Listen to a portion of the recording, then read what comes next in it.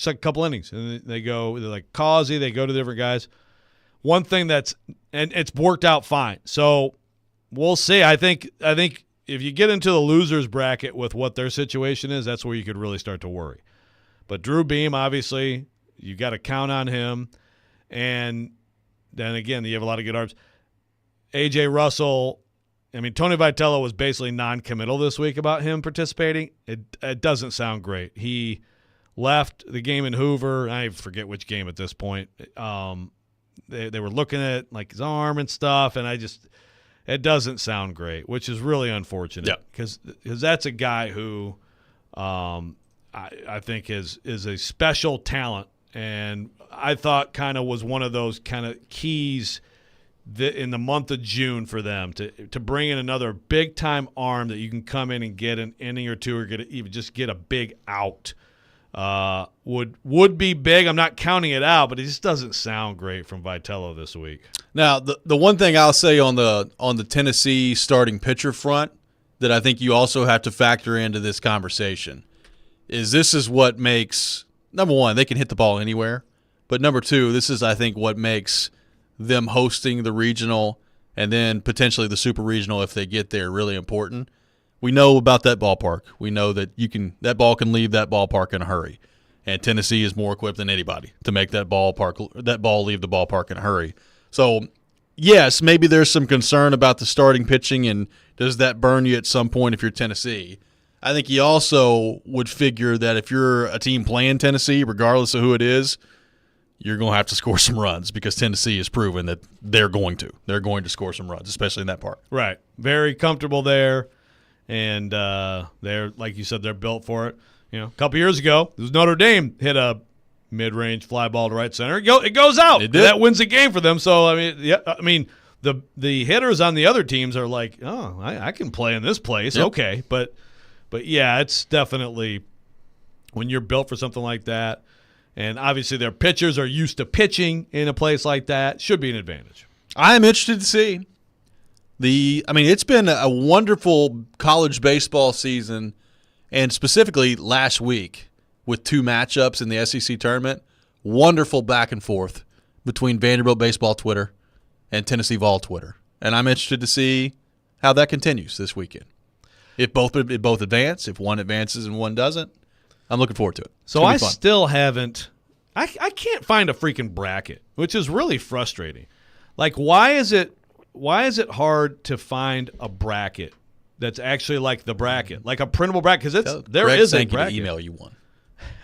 Yeah, Greg, we've been talking a lot about you. I need you to find a way to get me a bracket for baseball. That's it. That's maybe I just will.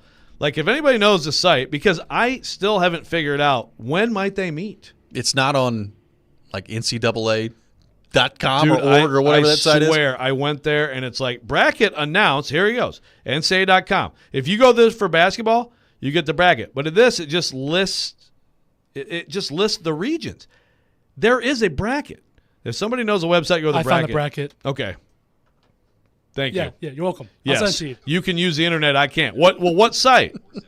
For others who may like to. NCAA.com. What? God dang it. Well, anyway. This is the most boomer thing you've done in a while. This is super boomer. Oh, wait. Okay, now it says, I see the thing that says bracket. Oh, God. I see the tab. In bold letters. Bracket. Oh, wait. Is this it? Okay. All right, so when could Vanderbilt and Tennessee meet? That is my question because, to your Omaha. point. Yeah, but I think it's actually I think it's on the other side. It is. So it would be in the final series. Yeah, buddy. Bring me some of that. Tennessee all in on that. I have hoped for that for a long time, ever since Tennessee got good at baseball. Hey, look, you get into late June, July, we need some stuff to talk about. Absolutely. Give me some Tennessee Vanderbilt in the National Championship Series. That would take the Vol Twitter, Vandy baseball Twitter back and forth to a different level. Oh, man, that would be amazing. And, certainly, I honestly, I expect them both to be in supers. I do. And maybe I'm being a little bit homerish on Vandy. And, of course, if that's the case, they would go to Oklahoma State probably. Yep. But it's not the craziest idea in the world. What you just did with the website and the bracket reminds me of like when my grandparents try to get me to take like the HDMI and move yeah. it over to the cable again. It's like, how do you do this? Exactly. How do you hit the input button? Yeah. That's what you just did. You should see me with our TV at home. It's an all-new adventure. Coming up next, it's time for the Rob Rant. You can check it out every morning here on the program, either the Rob Rant or the Rex Rant. We will do that next. Sign up to play today in the 615 Open at the beautiful Hermitage Golf Course on Thursday, June the 20th.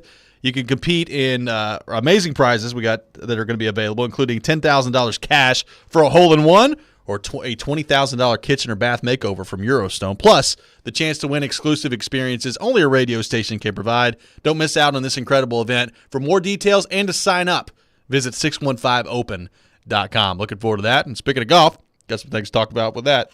Had a nice experience there yesterday in the Rob Rant. 102.5, 106.3 The Game.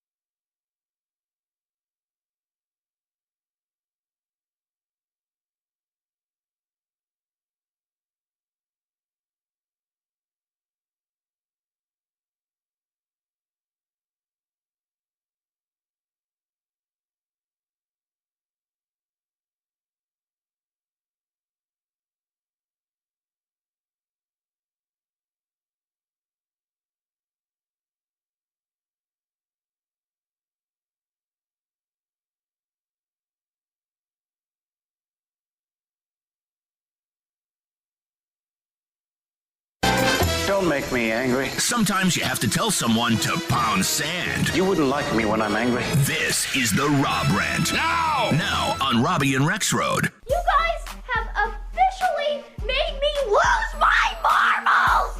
This is a nightmare! When will you learn? When will you learn that your actions have consequences? It is that time of the day. Time for the Rob Rant here on Robby and Rexrode. You can check it out every morning, the Rob Rant or the Rex Rant. Either one. What was that? I've seen that clip before. I don't know specifically what it's from. I don't know it specifically either. It's just what's kid there going on Nick's thing. Okay. All right. Keezer's never-ending file. If anybody out there knows what that's from, please let me know. It freaked me out a little bit. Joe's a little scared, a little nervous. All right, there's something I need to litigate here on the program, okay? I need everybody's thoughts on this. And this is, yes, it's a golf thing, but it's kind of a life thing too. Like when you have the option to not hold people up, do you have a responsibility to take that option is basically the general question that we're trying to get to the bottom of here. So I went out to the golf course yesterday. This is the first time in 2024 I've been able to play golf. I know, first world problems. People really feeling bad for me right now. First time in 2024. And I get out there. It's a nice day. I mean, if you try to golf around here, you'll know. It's kind of hard to get out there because there are so many people that are moving here, and there are so many people that want to go play golf that there's a lot of people, especially when the weather's nice. So I knew it was going to take a while yesterday. What I did not anticipate is that people in front of me would be voluntarily walking the golf course when there's an option for golf carts that are available. And look, to me, golf is not a place for exercise, okay? If you want to go exercise, you like being outside, all that's great. Go find a walk, go find a park, go find a trail, go to the gym. There are places to walk, particularly if you're not very good. That's the other thing. Like if you're not very good and you're walking 18 holes, it took forever yesterday. Now, I've finally got around these people, I think, by hole 7. Okay. But those first 6, let me tell you, I've never done as much standing around and waiting at a golf course in my entire life as I did yesterday. So my question is very simple. I think walking the golf course, especially when you're not very good, is a borderline criminal offense for 18 holes. And I was very upset by it yesterday. Am I crazy? Am I being too harsh? Or do you have a responsibility when there's a golf cart available to you? And again, this is not the PGA Tour. We're not playing at Augusta National here. To hop in the golf cart, save everybody else some time, and make sure that you're not holding up the entire course because you want to walk and get some exercise while you're playing golf and shooting 120 while you're doing it. It's a really good question. So I do have some insight as a former cart boy. I used to be a golf cart guy at a golf course. So I was always, please get carts because then I'll come to your car and like wipe the clubs down and get a $3 tip. So but there were some people who walked this course. Some of them older, but like it is like their exercise. Like to them it was good for them. Now, they didn't stink. I think that's part of the thing. That's an important qualifier here because these people not very good. Yeah, so if you're especially bad, then I think you do have to take into consideration what that means because it's still a pain in the butt for people to, okay, can we play through, right? I'm talking the average score for these people. I mean, you're talking the first 6 holes.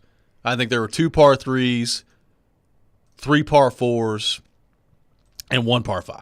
The average score was probably about a 8 for all of them on the hole. So, regardless of par 3, par 4, par 5. In general terms, I think that people should be allowed to choose, but I get the frustration too. I understand your frustration. I do. You're behind that, and you're like, man, you're slowing it even further by not doing this. And some of this is probably on me because I probably should have just driven up to them at some point and been like, hey, guys, just let me play through. But I don't like doing that. I like being – like if somebody offers me to play through, I will say thank you. I appreciate it. I don't like being the guy that's like, hey, guys, get out of the way and let me play through. So I didn't. I stood there, was patient. Not really. And you're like, I'll just sit here and stew and rant about you tomorrow. Yeah, pretty much. Like it's, and again, I tweeted about it, and I had some people, I guess on golf Twitter, they were like getting back at me like, oh, I'm sure that the guys walking the course in 3.5 hours are holding you up more than the people drinking beer and not being able to hit a shot. I'm like, well, the problem is these guys are drinking beer, they can't hit a shot, and they're walking. So imagine how slow that's going out there. It's not going very well. As you might imagine, there's a lot of response. One is, yeah, I'll give the cart if you pay for it for me. Okay. Which is like, okay, I hear you, but then like if that's that tough, then don't golf. That's part of why I don't golf. I play pickup basketball because it's free. Yeah. But Ethan from Lawrenceburg, you should only be allowed to walk if you're under a 10 handicap. So I mean that's kind of the same thing I'm saying. Like if you're really bad, then you need to be self-aware. But even that, I'm like, okay, I get it. Like if you, again, this is not the PGA Tour, so like there are certainly, I have no doubt about, I've seen it. There are guys that can and ladies that can walk the course that are reasonably good, and it doesn't take that long. But like, imagine how much quicker it would be even then if you hopped in a golf cart, right? Yeah. Like that's what when the option is available to you. Like there's not a golf course around here that's an 18-hole golf course, to my knowledge, that does not have a cart available to you. So when the option is available to you, I don't understand why you don't take it. Yeah, but and the money part of it, like it is, of course, is there's something to it. But again, go to the park, go to the gym. Yeah. There are trails for a reason. Yeah, I hear you.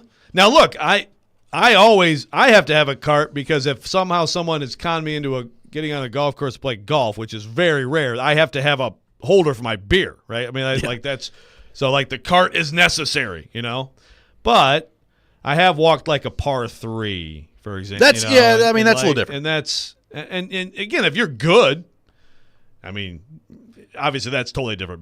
But like if you're good, and you're on a par 3. That's and part of me also just is about like, as where's fast, the right? where's the Ranger? Because it's over, you hit one shot in the water, and it's like, well, gotta hit another one. Hit another shot, it's off to the left. Well, let me see if I can get this one a little straight. It's like hit one shot and go. If you're gonna walk, you don't get 15 mulligans up there. Hit the ball. That's a golf etiquette. Yeah. It all kind of goes together. So I think walking on its own can be okay. Can be. All right. That'd be my answer. I disagree. But I get your. I think no one should ever walk a golf course ever, including the PGA Tour. Let's get this thing going. Take your butt to the gym. Get to the gym. If you want to exercise, look, this is a sport, and no offense to the guy I'm about to throw under the bus, but this is a sport where John Daly is really good. I mean, we're not about exercise. Fair enough. Right? That is I true. mean, we're ripping heaters, throwing back 25 Diet Cokes per day. Pretty good golf. Peanut M&Ms. Just that's part of what makes golf great is anybody can play it. Just get in a golf cart. That's all I'm asking.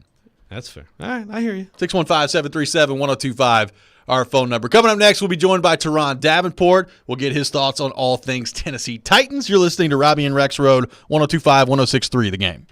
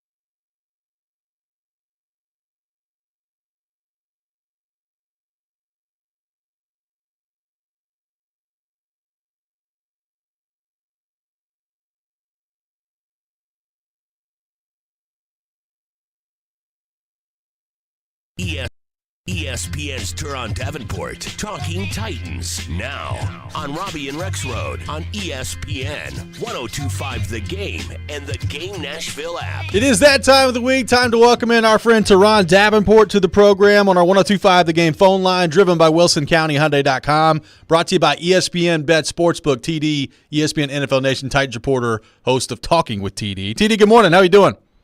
Hey, good morning. What's going on? Not a lot, man. Appreciate you taking time to be with us. So, TD, we've been kind of kicking this around all week, and I'm interested to hear your answer from the Titans' point of view. If you're the Titans and you're looking at DeAndre Hopkins and what he brought to the table last year, he'll be 32 this time next week. He's got 1 year left on the deal. How much interest would there be if you're Ran Carthon to trying to extend DeAndre Hopkins now, or do you think the Titans would be better off waiting, seeing how this year goes, and then taking the risk that maybe he leaves in free agency after that? How do you view where the Hopkins part of this is in terms of his contract? Yeah, I think it might be good to wait. You don't have to wait the full year, but maybe wait into the year and then get something done. I don't know what the rush is, right? I don't know that I would be in a rush to go ahead and extend him. Obviously, there's interest in being here. He loves Nashville. He seems to be very excited about Brian Callahan and what the offense is doing. So I think the interest is there, and you just kind of bring that along and see how the results come.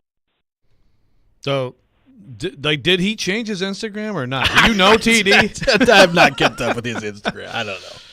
Are you up to date on the Instas of these guys?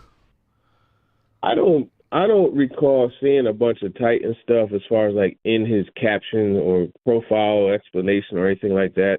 I admittedly don't stalk their social media. That's know good. what I mean? But obviously there isn't a concern or anything like that.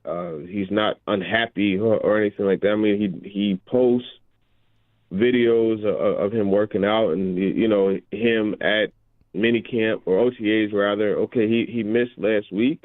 He missed it. So what? I mean, I think sometimes a lot is made about something that really isn't significant at all, and that's what happened recently. Yeah, well, that's true. I mean, and of course, this time of year, a lot is made of a lot of things that aren't significant. I mean, it is amazing with the NFL and spring stuff, some of the reactions to things and overreactions to things. But so far from what you've seen out there, TD, what are you seeing, if anything, that is making you, raise your eyebrow a little bit or making you think, okay, that could mean something next season? Yeah, I think, what I'm seeing is this defense. I really like, and obviously we haven't even seen Snead out there. We haven't seen Jeffrey Simmons out there, but I do like what's going on in the secondary. I like the way that the cornerbacks are playing, and I'm not just talking about Chidobe Awuzie and Roger McCreary. There are other guys who, Caleb Farley. You see these guys right up on the line of scrimmage. There's a big difference. You're not seeing, them line up off the ball and just give these receivers a free release. I like seeing that because that's something that has been an issue, as we all know, over the last few years. So that's something. I'm seeing this offensive line get really well coached. And, man, Daniel Brunskill, Peter Skoronski, J.C. Latham has come in. And you wouldn't think, if you didn't know that he was a rookie, you wouldn't think he was because, you see him kind of like coaching other guys through the drills. You see him being very vocal and encouraging guys. That's something, wow. It's like, man, he really settled in immediately, and you could tell he's someone that kind of been there and done that. So you have that. I think you look at the running back situation, that's pretty interesting, seeing Tajay Spears and Tony Pollard.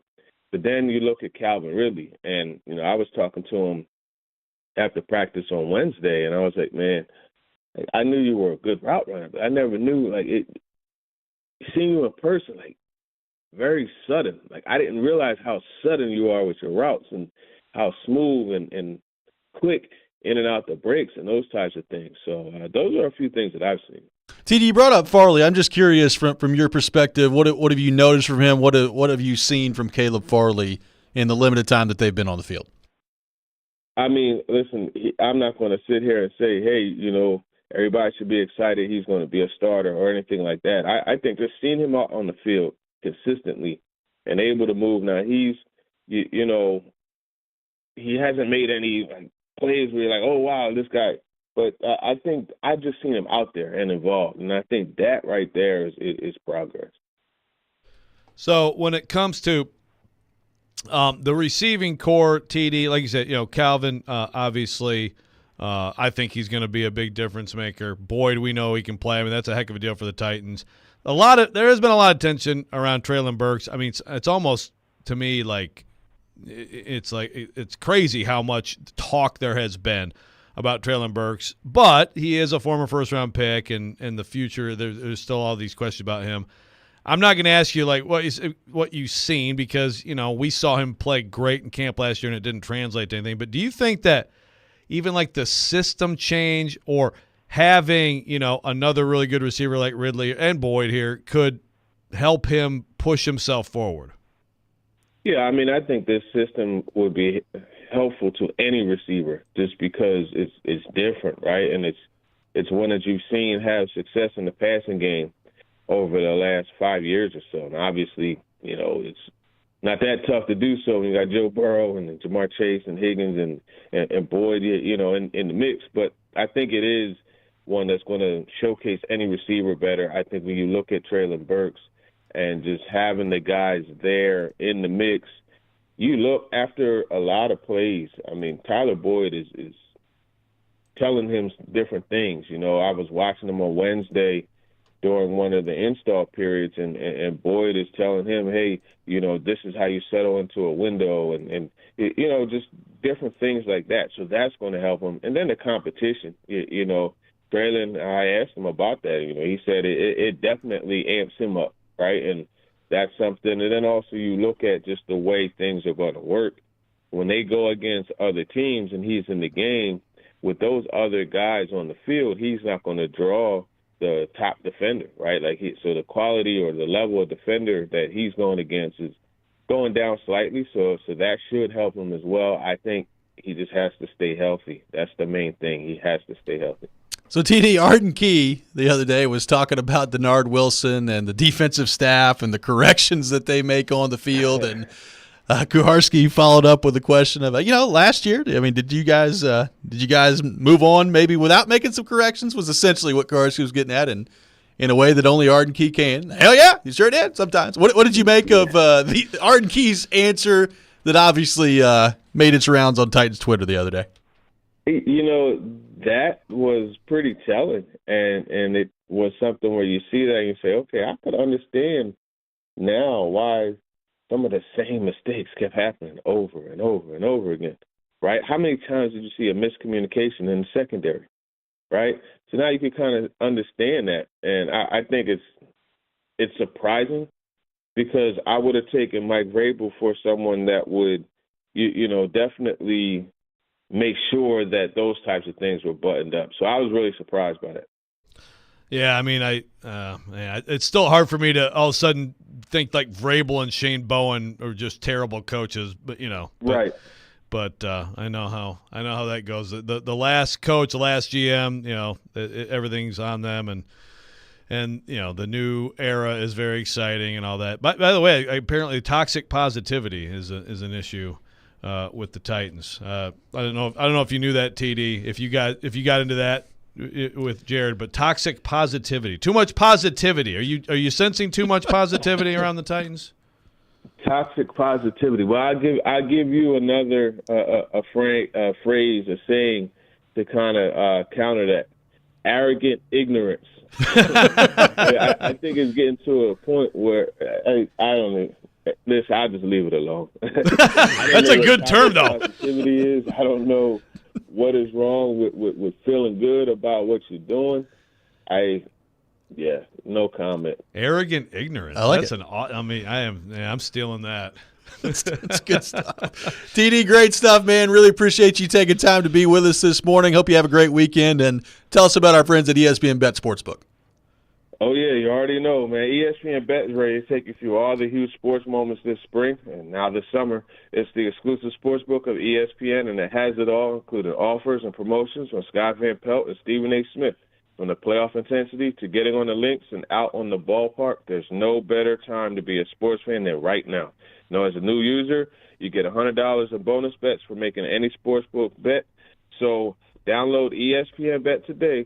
What a play. You must be 21 or older and in Tennessee. For problem gambling support, call or text the TN Red Line at 800-889-9789. Terms and conditions apply. See the app for details. We'll react to what TD had to say. Take your thoughts on the Titans on our phone and text lines driven by WilsonCountyHyundai.com, 615-737-1025. You're listening to Robby and Rexrode, 102.5, 106.3 The Game.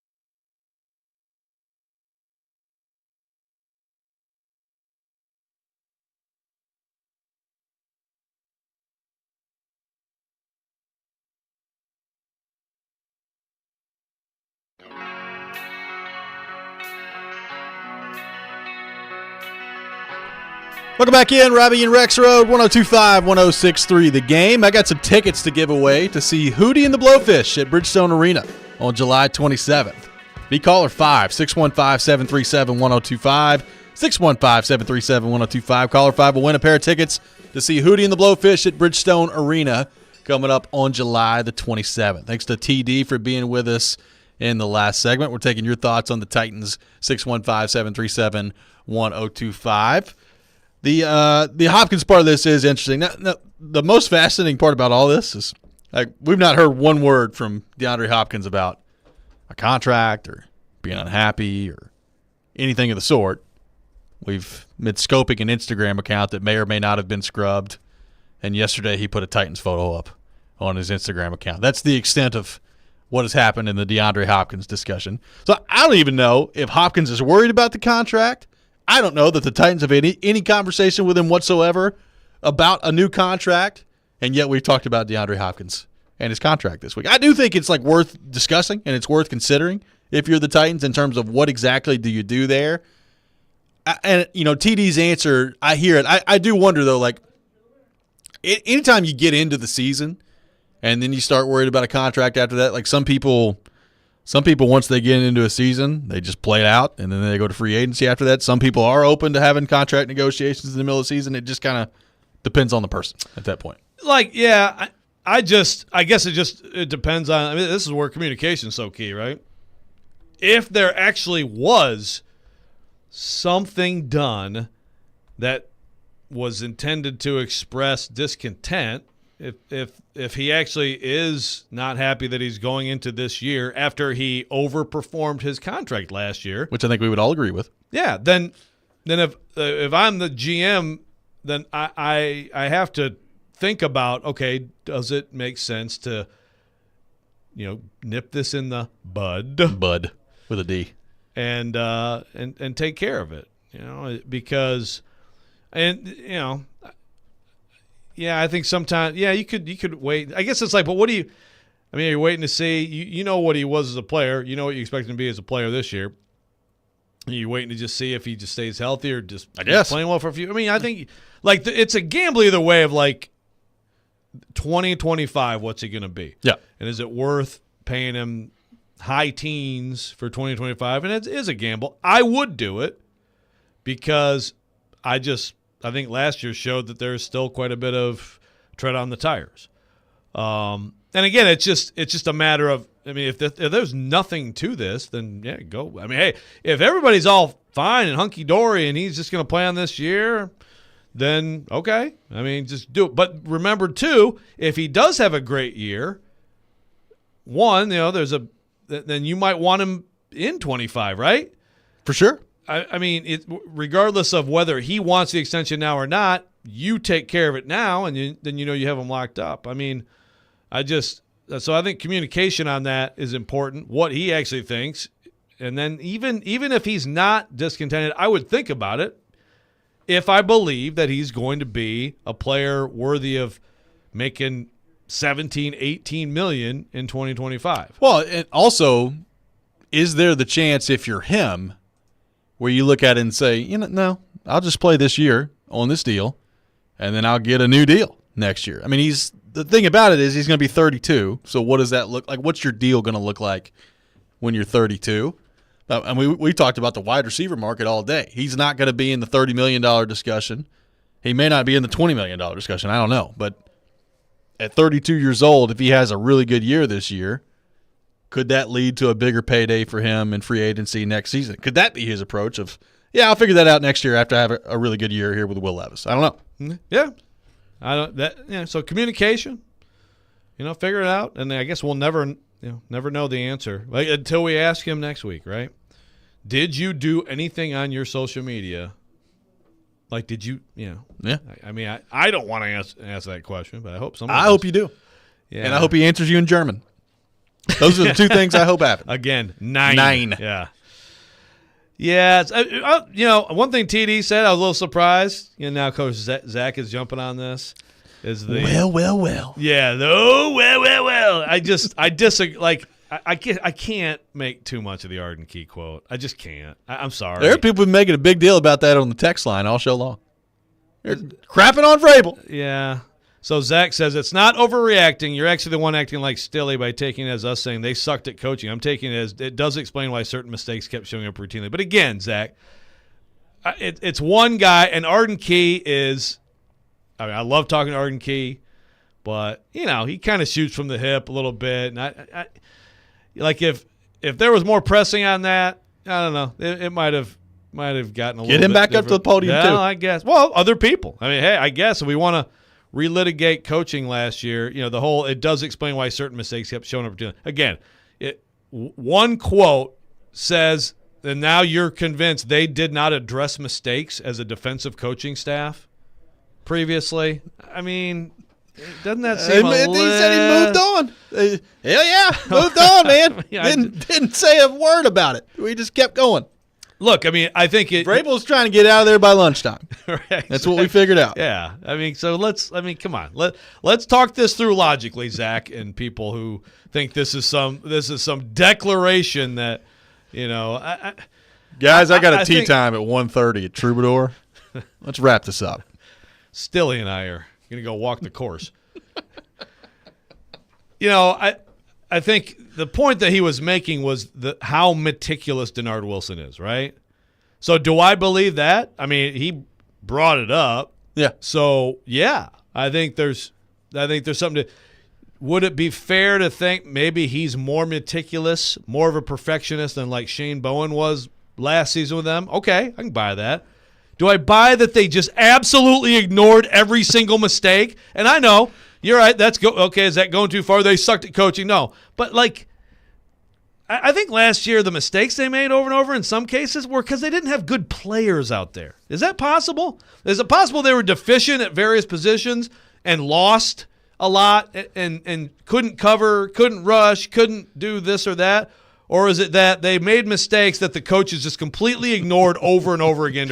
Let's talk through this logically. Shane Bowen looking at the iPad on the side. Guys, I can't tell what went wrong here. I don't know. Just keep doing it. It'll be fine. Hey, Vrabes.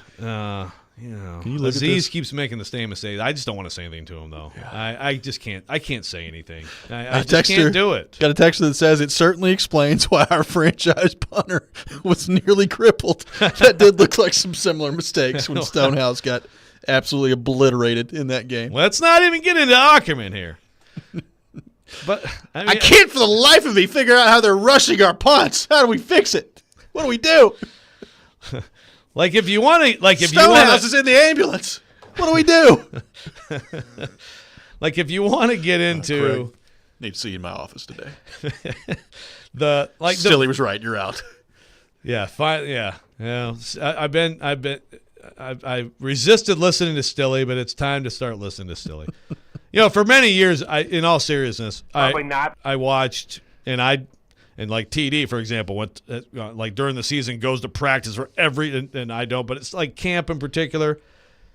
Watched a whole bunch of practices with Mike Vrabel and Shane Bowen, and I saw a whole bunch of wow. I saw so much. I just muted myself in the middle of speaking. I saw a whole bunch of mistakes that they then addressed at times with very colorful, very loud language. Not just Vrabel, Bowen too. Bowen is a yeller. Okay, underrated.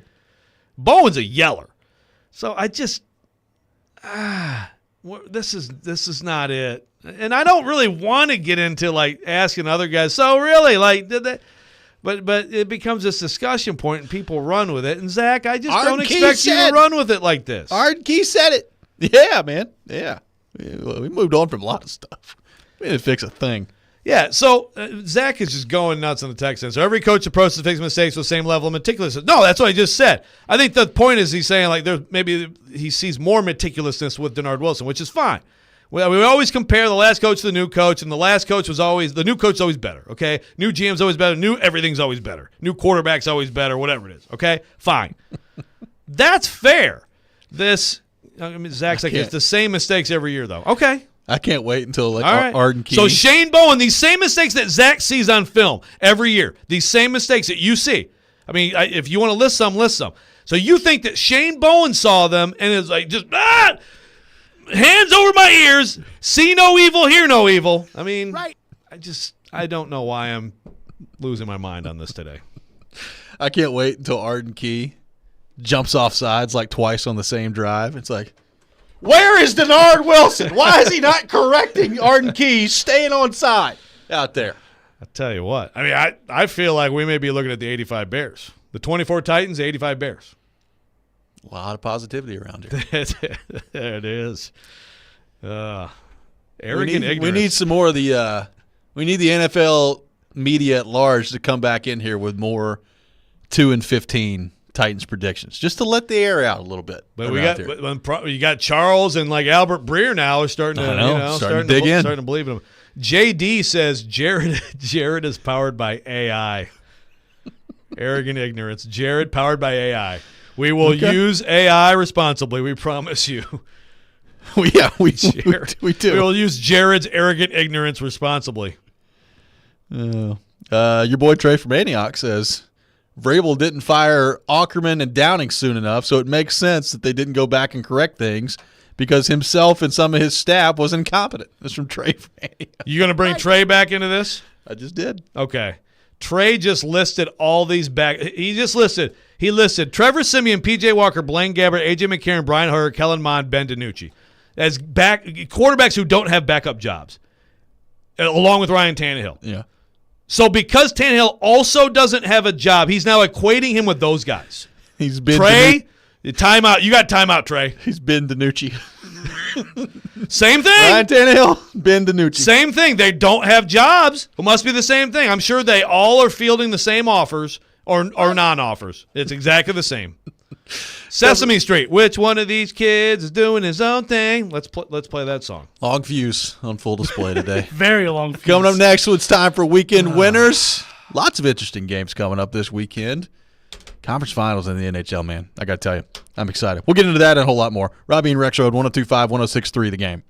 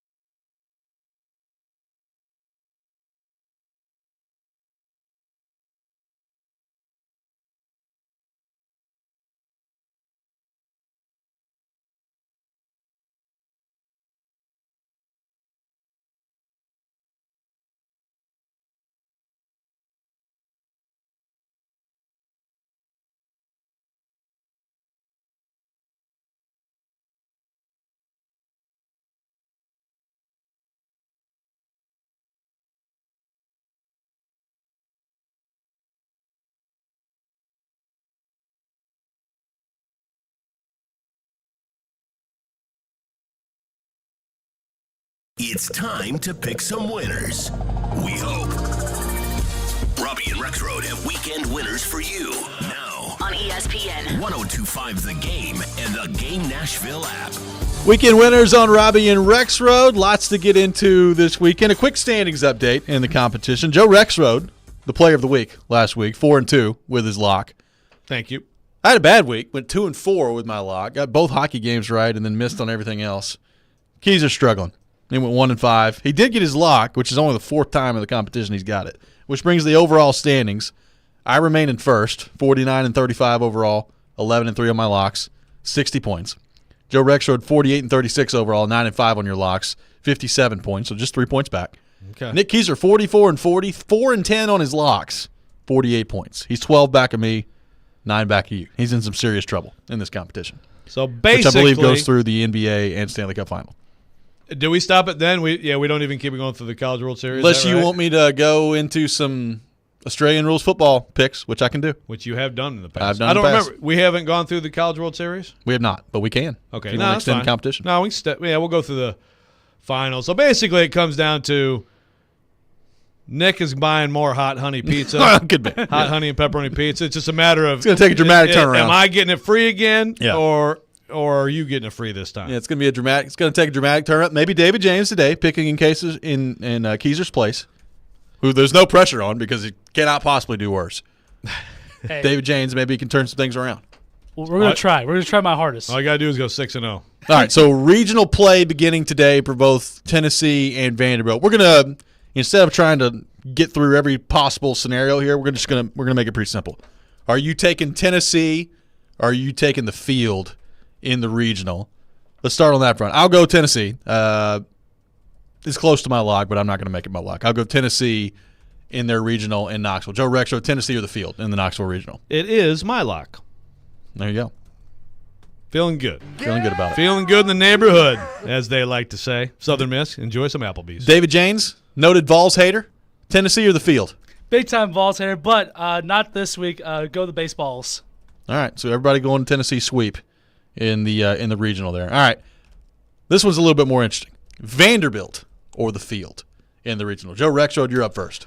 Well, I said earlier, I'm going to stick with what I said. I'm going to go Vanderbilt. I think Bryce Cunningham, I expect him to be on the mound today. 11 a.m., by the way, ESPN 2. And I think with their other guys that they've got on the mound, I love how J.D. Thompson's pitching lately. I think Vanderbilt's going to get out of there. Vanderbilt, Homer, Joe Rexrode. Tennessee, Homer, Joe Rexrode. Going with Vanderbilt and Tennessee to get out of this weekend. Yep. David James, Vanderbilt or the field in the regional? Well, Clemson did say that they were blue blood. Their head coach actually did say that. But I'm going to go with the actual blue blood, Vandy. Okay. So both of you going with Vanderbilt. Give me the field. Making my lock. I'm locking down on the field. Ooh. Specifically, Ooh. Clemson's going to win. I'm going Clemson. This feels like, you don't too often get into the whole Vandy, Tennessee thing. Like you're a level-headed fan. You don't really have a lot of Vandy hate, but I feel like there's a little bit of Vols. No. Have some, Vandy. If there is like one Vanderbilt team that I actually like seeing do well, I mean, I don't mind seeing any of them do well, but like I love Tim Corbin. Love Vanderbilt baseball. So, no hatred here. You just think they suck. All right, cool. They're just not going to win. I just think Clemson's going to win. Just think Clemson's going to win. That's what I'm throwing out there. Okay. All right. It's not the craziest pick, but as a lock, I think the number one seed is going to win the regional. Yeah, I think as a lock, that's interesting. Okay, just throwing it out there. I like it. The Edmonton Oilers and the Dallas Stars in Game 5 tonight. That series is tied at 2 apiece. A big injury question for the Stars. Chris Tanev is hurt. He was spotted, I think, walking through the airport yesterday in a walking boot, so we'll see what exactly that's going to mean. I mean, I would doubt if he's in a walking boot he's going to play, but I've seen some hockey players play some pretty crazy stuff. So we'll see what happens on that front. Who we got in this one? David James, you're up first. Oilers and Stars in Game 5 in Dallas. You know what? I'm gonna take a shocker, and I'm gonna pick the Oilers. Connor McDavid, pretty darn good from what I've heard. He is pretty good. I'm going to go to the home team. I will go with Dallas to take a 3-2 series lead. Joe Rexrode, Edmonton, and Dallas coming up in Game 5. Like I said, Edmonton last game showed me something. They've got some grit to them that maybe they haven't had in the past. Matthias Ekholm is one of those guys who's also scoring some goals here and there. Well. Well, yeah, 4 goals in the postseason. I believe think? so. Yeah. But I got to go with the home team. I got to go with Dallas to go up 3-2, and I do think that this series is destined for 7. Okay. How about Panthers and Rangers in Game 6? Florida, with the win on the road last night to take a 3-2 series lead, they've got the opportunity to close it out at home in Game 6. I'm going Rangers. I think the Rangers win in Game 6, and they force a Game 7 back at Madison Square Garden, which will be awesome. It's been a great series to this point, but I'll go Rangers to win Game 6. Joe Rexrode, Panthers, Rangers coming up in Game 6. See, now we're getting into the point where do I need to make some picks that are different from you so that I have a chance to catch you? Because we still got a few more weeks. Yeah, all right. Well, I believe Rangers too. I mean, I think Florida's better, and last night, huge win in the Garden. They were very sad in the Garden. They were. And my Rangers fans here, I feel for you. But I do think the Rangers are going to push this to 7. David James, the Rangers and the Panthers coming up in Game 6. I just really want to be different. I'm going to pick the Panthers. I want the Panthers to close out the series. In Game 6. Nick's got to make up some ground. I got somehow. There's nothing I could do. Nick's just he left me out. Also, dry. picking the Florida Panthers to win a closeout game at home is not a bad pick. Yeah, sure, it's pretty good. Exactly. So, we'll see. So in both hockey games, he's different from you and I. That's true. There you go. All right, the NBA Finals are set. The Mavericks and the Celtics. By the time we do this competition next week, Game 1 will have been played. So we'll go Game 1 between the Mavs and the Celtics. Right now, the Celtics are favored by 6 in that game. Joe Rexrode, Celtics favored by 6 in Game 1 of the NBA Finals. Who you got?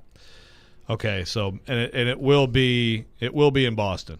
That is correct. Game 1's in Boston. You know what? Give me the Mavs. First of all, very disappointed in Minnesota last night. What an awful performance. And I know Dallas went nuts. Lucas was hitting shots right away, but man, did they act like a young team that's not ready for prime time. Anyway, also the Mavs, my goodness, so much better than I ever could have imagined with Kyrie and Luka together. I like them with this long layoff for the Celtics. I like the Michael Finley took the beer out of Luka's hands in the locker room last night. Hydrate Luka's yourself. like, "Where's my beer?" I think more of a layoff for the Celtics. I like the Mavs to win outright. David James, Mavs and Celtics in Game 1. Boston favored by 6.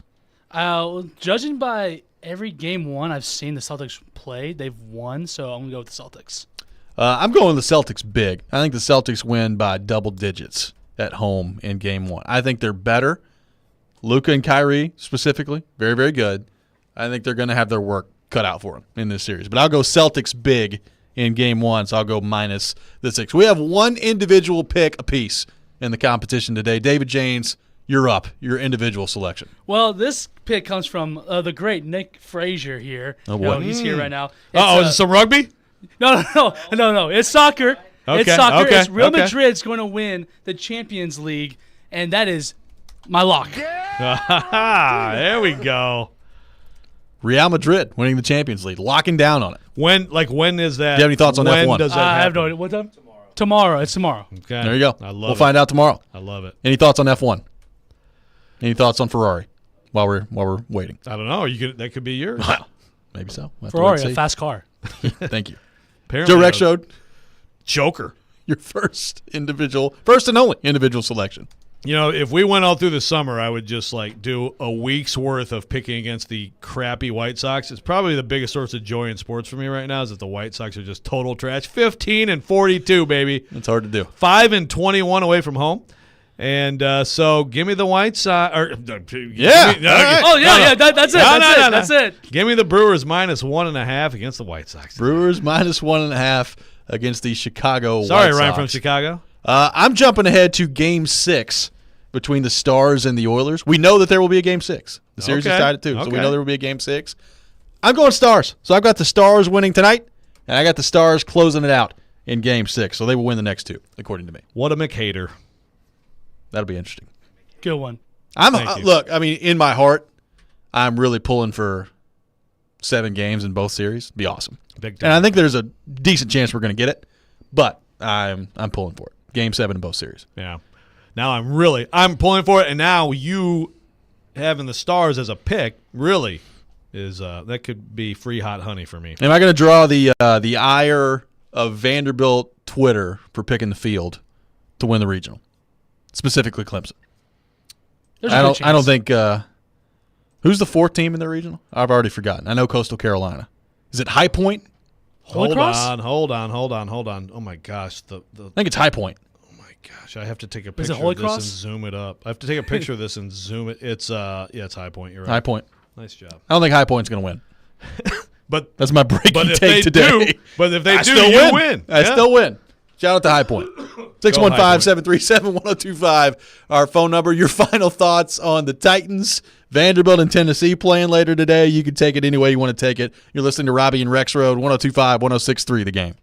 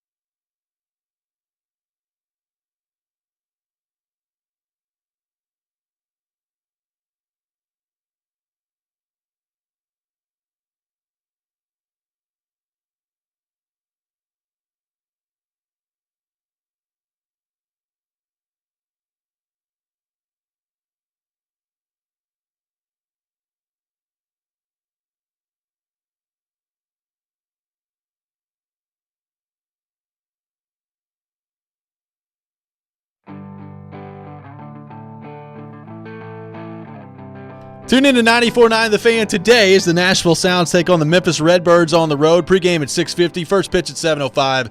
Coverage also available on the 94.9 The Fan app and at 949thefan.com. Sounds baseball presented by Twin Peaks, Family Leisure, and Busy Bee Plumbing, Heating, and Air Conditioning. Also, make sure you tune in to 94.9 The Fan this Sunday for coverage of the Illinois Enjoy 300. Coverage beginning at 1:30. The race starting at 2:30. Coverage also available on the 94.9 The Fan app and at 949thefan.com. Your battle with Trey from Antioch has been a show-long thing at this point. Well, and I can't think of too many that were showing. I mean, even Zach has finally, conceded that he was wrong and I was right. Thank you, Zach. Trey he still thinks that because Ryan Tannehill isn't on a roster, he has not had any offers to be a backup quarterback in the NFL. Yeah. It is one of the dumbest takes we've heard on this show, and it's a whole show. It has been. Please. Darn near 3-hour part of it. Use your noggin, please. Keep going. Floor's yours. I mean, he listed out all these other guys who don't have jobs. Yeah, because they're like guys who are not close to starter quality, never have been. Go read off all the guys who are. How do you know whether or not Ben DiNucci has been close to being a starting quarterback in the league? You don't know any of that. That's fair. You're right. I'm speculating. The Italian. Wild speculation. Yeah. A whole show of this. And Blaine Gabbert's been a starter. Yes, Blaine Gabbert has Trevor been a starter. Simeon's been a starter. Former Titan. Yes. So let's compare those guys and where they are in their careers. Kellen Mond. To he started for Texas A&M. There you go. The guy who's going to take Kirk Cousins' job. Ryan Tannehill could have a job right now if he wanted to have a job. I promise you. He could have a job with 10, 12 teams, 14 teams. I don't know. If he just wanted to go, it's my backup quarterback phase of my career. The guy who's made the 12th most amount of money in NFL history. That's a who's wild made stat. Just shy of $200 million, who has taken a team to the AFC Championship game, who's had several 4,000-yard seasons, who had the best stats of the NFL in 2019, had an offense that scored 31 points a game in 2020, all that stuff. Yeah, I know he's older. He's not that guy anymore. He's not these guys. He could easily be a backup quarterback.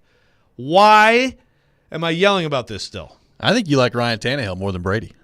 I mean, I'm sitting here arguing why he could be a QB2. I mean, this is... Let the record show. God. When the Titans picked Tannehill over Brady, which is because we know that's the way it went down. They picked Tannehill over Brady. Exactly. I said they should get Brady. Just saying. You did. He went Tannehill. Rexrode went Tannehill. Just throwing it out there. Shame. I know. 615-737-1025 is our phone number. Do you expect any drama whatsoever in the Tennessee Regional in terms of will they struggle? Will this be just straight on through to the Supers? Everybody's going to pick Tennessee to win the Regional. It'll be, and it already has been, I think, a little back and forth on the Vanderbilt front. Do you expect any drama whatsoever from the Vols? I wouldn't be surprised if there's some drama, if it's not just completely smooth. You know, you were talking about the park earlier, and obviously they love it, and they send baseballs out of that thing all the time. It is a little bit like if you're a pitching team that's in a spacious ballpark, I feel like, that might be a little bit more advantage, if that makes sense. I mean, some of these teams can run into some easy home runs. And again, they have one true weekend starter on their staff, and they have a lot of good arms that they put together and cobble together an overall excellent pitching performance. But yeah, I could see a little drama. And I think that place, think about the first year that Vitello took them to the College World Series, and they had this breakout season, and right away in the first game, it takes a ridiculous grand slam in the bottom of the ninth to, and who knows where it goes from there. So, yeah, I could see a little drama. I mean, I'm rooting for as much drama as possible. You have, now that you've been able to find the bracket, you have talked me into let's hope against all hope that there's a Tennessee and Vanderbilt College World Series final. Someday I feel like we're going to get it, but let's hope it's now. Let's get greedy. Let's hope it's this year. Tennessee Vanderbilt. That'd be a heck of a run for Vanderbilt. Well, that'd be an all-time run for Vanderbilt for sure. Tennessee is a favorite. Are they the favorite, by the way? Do you know the betting odds? Remember 2 years ago, like the whole question we had was, Vols or the field. Right. And I think I was like, Vols. I mean, it was like they're just too good to lose. They had everything. They had the starters, the bullpen, the lineup. They had everything. I don't think that they're necessarily the betting favorite. It might be Texas A&M, but I could be wrong on that too. I'll try to find it. But regardless, they are a team that I do expect to be in Omaha. And like last year, they ran to Paul Skeens, and it's just tough. I think this year, there aren't the dominant pitchers it's with some of these top teams that there have been in other years. And I think that bodes well for them. Vanderbilt getting there, I mean, that'd be an all-time run. Because this is obviously not one of Tim Corbin's best teams. It's a really good time of year to combine a couple of takes here. Really good time to be the Minnesota Vikings. Number one, they got Sam Darnold tossing the thing around right now in OTAs, which if you listen to Stilly, Darnold, very talented, better than Tua. Huge Darnold, way better than Tua. Big, but also the Minnesota Vikings are the opponent that Shane Bowen's New York Giants will be facing in Week 1. And as we found out this week from Arden Key, no adjusting, no coaching going on whatsoever from Shane Bowen. Good time to be the Minnesota Vikings and to be able to see that in Week 1. My gosh, Darnold's going to have a freaking field day out there. Like Jalen Hyatt is going to torch somebody in Giants training camp. It's like, well, I'd like to fix it, but we can't stop anybody from running a vertical. So shout out Justin Jefferson, my God, you're going to put up some numbers that first game. Shout out to Trevor, who was like in the film, Shane Bowen's like mistake. Fast forward real just quick. Quickly. That's nothing to see here. No. That was fine. We don't need to watch that play again. We're good. How weird was it to see Vrabel out on the field yesterday coaching with the Browns in the Cleveland Browns little outfit getup that he was wearing, running around, mashing into people? You know what? The thing is, I promise you, that's like Vrabel's dream job. And Vrabel grew up near there, was a huge Browns fan. He's talked about the heartbreak of the drive. What's that? Or Ohio State, but and that's still happening one day. Well, there's the athletic jinx for Mike Vrabel. His career went to the total crap. Totally his record since you wrote that. Could Mike Vrabel be the next Ohio State coach piece? Is bad. He's one of the best coaches at any level of football. Take it from me. Total crapper. Circle the drain. But seriously, Vrabel, Ohio State and the Browns, one of those jobs would be his dream job, right? Yeah. Oh, man. Watch out, Kevin Stefanski. Right. So they lost 7 in a row. It was 7, right? They were 7-3. Lost 7 in a row that season. And then they went 6-11 last year. So you're talking 18 games. 6-18. 6-18. Since you wrote hey, watch out. A nice 6-18 run. Meanwhile, Ohio State continues to employ Ryan Day. But, hey, whatever floats your boat. Hey, this is their year. I think they're going to be preseason number 2. I feel pretty confident when the college football preseason rankings come out. Georgia will be 1. Ohio State will be 2. Okay. And then you just kind of figure it out from there. What's Tennessee going to be? My guess is 15. 15, 14, somewhere in that neighborhood. Yep. Right on the cusp of what the new number that matters. Yeah, right on the cusp. I'll tell you this, too. I think most people have looked at Tennessee's non-conference schedule and said, okay, NC State game could be fun. Like, NC State, they're going to be right there. They'll be not bad. 16, 17, somewhere in that neighborhood, too. Big game in Charlotte early in the season for the Vols. Underrated big game. And that's like it's almost like a playoff elimination game from the start. It really is. Right? Yeah. Well, maybe not for NC State because they play in the freaking ACC. But for the Vols, yes. Need to win that one. That's going to do it for us today here on Robby and Rexrode. Hope everybody has a wonderful weekend. Enjoy the live sports. We'll be back on Monday to break it all down. Jason Big Joe coming up next. You're listening to 102.5, 106.3 The Game.